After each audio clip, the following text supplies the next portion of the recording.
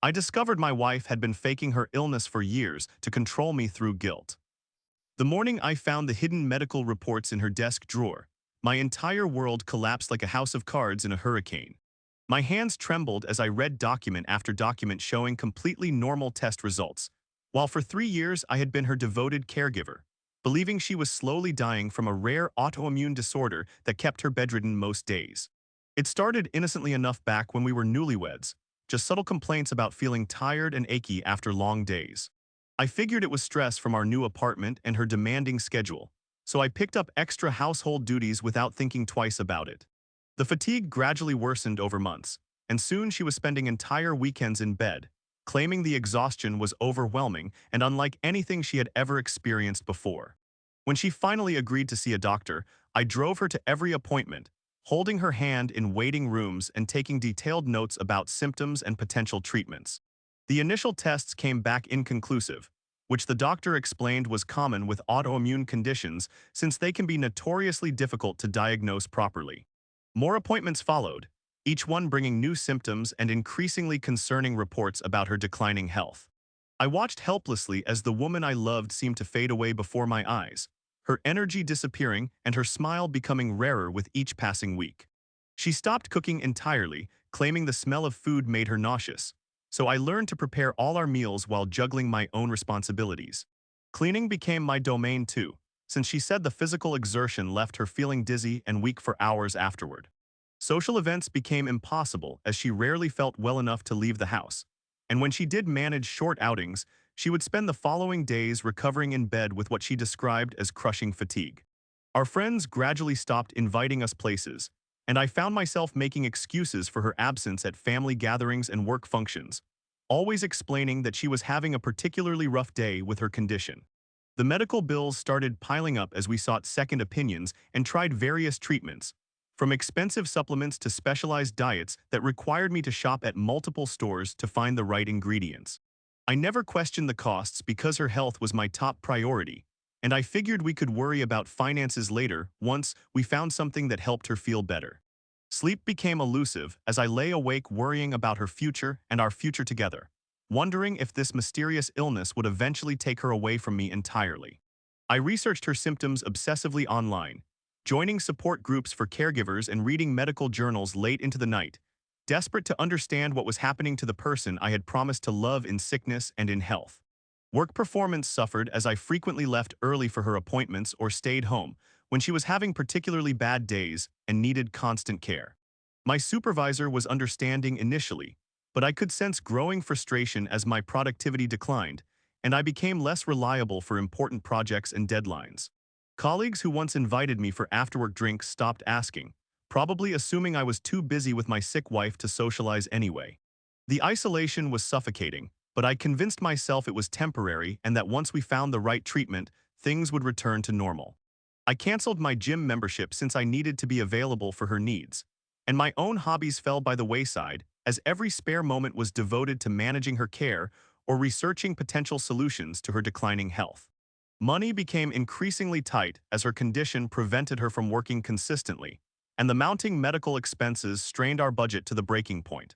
I picked up freelance projects in my spare time, working late into the night after she fell asleep to bring in extra income for her treatments and medications that insurance refused to cover completely. The emotional toll was devastating as I watched the vibrant, independent woman I had fallen in love with become a shadow of her former self, dependent on me for everything from basic household tasks to emotional support during her darkest moments. I felt guilty for even momentarily resenting the situation, knowing that she was suffering far more than I was, and that my role was to be her rock during this incredibly difficult time. Friends and family members occasionally suggested that I needed to take better care of myself, but I dismissed their concerns because I believed my wife needed me more than I needed rest or social connections. The idea of taking time for myself felt selfish when she was fighting for her health every single day, struggling just to get out of bed and function normally. Then came the morning that changed everything, when I was looking for our insurance documents to submit yet another claim for her latest round of tests. The drawer in her desk was usually locked, but she had left it open after retrieving some papers the night before, and I spotted a manila folder labeled with her name in handwriting I did not recognize. Inside were medical reports dating back 2 years, all showing completely normal blood work, clean imaging results, and notes from doctors stating that no underlying pathology could be identified despite extensive testing. My heart pounded as I read report after report confirming that every test had come back normal, contradicting everything she had told me about her worsening condition. The dates on the reports corresponded perfectly with appointments I had driven her to, sitting in waiting rooms while she supposedly received devastating news about her declining health. Yet here was documented proof that doctor after doctor had found nothing wrong with her, that her symptoms had no identifiable medical cause, and that several physicians had noted inconsistencies in her reported symptoms. A second folder contained printed emails between her and her sister discussing how to maintain the illusion of illness, including strategies for appearing weak and tired, and complaints about how exhausting it was to keep up the performance day after day. My hands shook as I read their casual discussion of my growing isolation and how effectively the fake illness was keeping me focused entirely on her needs. The final folder was the most damaging, containing research she had printed about various autoimmune conditions, symptom lists, and even instructions on how to temporarily elevate certain blood markers to create false positive results. She had studied her fake illness more thoroughly than I had, learning exactly which symptoms to report and how to time them for maximum believability and emotional impact. I sat in stunned silence for what felt like hours, the evidence spread across the desk like pieces of a puzzle I never wanted to solve. Every moment of the past 3 years replayed in my mind with this new context, and I realized how masterfully she had manipulated my love and concern to control every aspect of my life and behavior. The canceled plans, the isolated evenings, the financial strain, the career sacrifices, the lost friendships, the constant worry. All of it had been orchestrated by someone who was supposed to love me unconditionally. I felt physically sick as I understood how thoroughly I had been deceived by the person I trusted most in the world. When she returned from her supposed doctor appointment that afternoon, I was waiting in the living room with the folders arranged on the coffee table between us. Her face went pale when she saw the documents, and for the first time in years, she looked genuinely shocked and vulnerable rather than weak and suffering. The confession came slowly, starting with denials and then shifting to justifications about feeling neglected in our marriage and needing more attention from me. She claimed the fake illness had initially been a cry for help that spiraled out of control, but the emails with her sister told a different story about deliberate manipulation and calculated deception. She begged me to understand that she had felt invisible in our relationship before the illness, that I had been too focused on work and friends to notice her emotional needs. The fake medical crisis had been her way of ensuring I would prioritize her above everything else, and she insisted that her need for attention and care was genuine even if the illness was fabricated.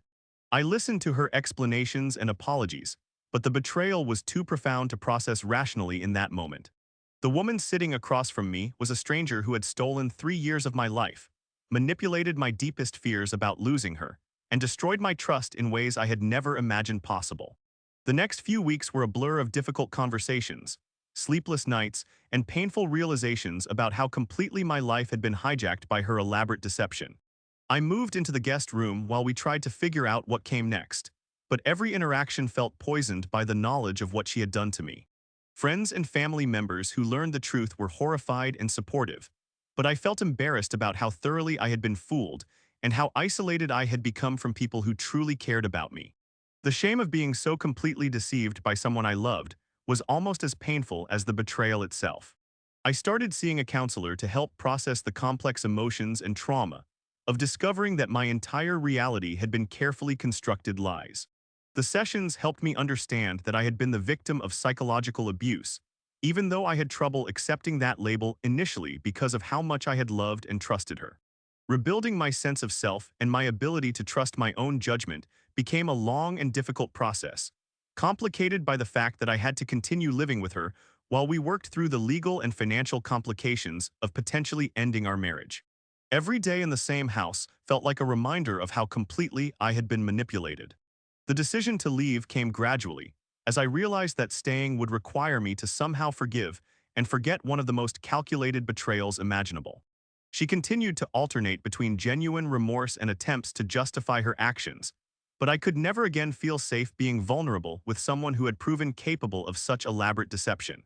The divorce proceedings were complicated by the financial damage her fake illness had caused, from medical bills to lost career opportunities to the emotional trauma that would require ongoing support. I had to prove to the court how her deception had impacted my life and finances, which meant reliving the humiliation of being so thoroughly fooled. Starting over in my 30s felt daunting, but I slowly began rebuilding relationships with friends I had neglected and pursuing interests I had abandoned during my years as a caregiver. The process was often lonely and difficult, but it was also liberating to make decisions based on my own needs rather than constantly accommodating someone else's fabricated limitations. I learned to trust my instincts again and to recognize red flags in relationships, though it took considerable time before I felt ready to be vulnerable with anyone new. The experience had taught me valuable lessons about the importance of maintaining my own identity and support system, even in a committed relationship. The most difficult part was accepting that I might never fully understand why someone who claimed to love me had chosen to manipulate me so thoroughly and for so long. Some questions about her motivations and the extent of her deception would probably never be answered satisfactorily, and I had to find peace with that uncertainty. Looking back now, I can see how the experience ultimately made me stronger and more self-aware, though I would never choose to go through it again. The betrayal was devastating, but surviving it proved to me that I was more resilient than I had ever imagined, capable of rebuilding my life even after such profound deception.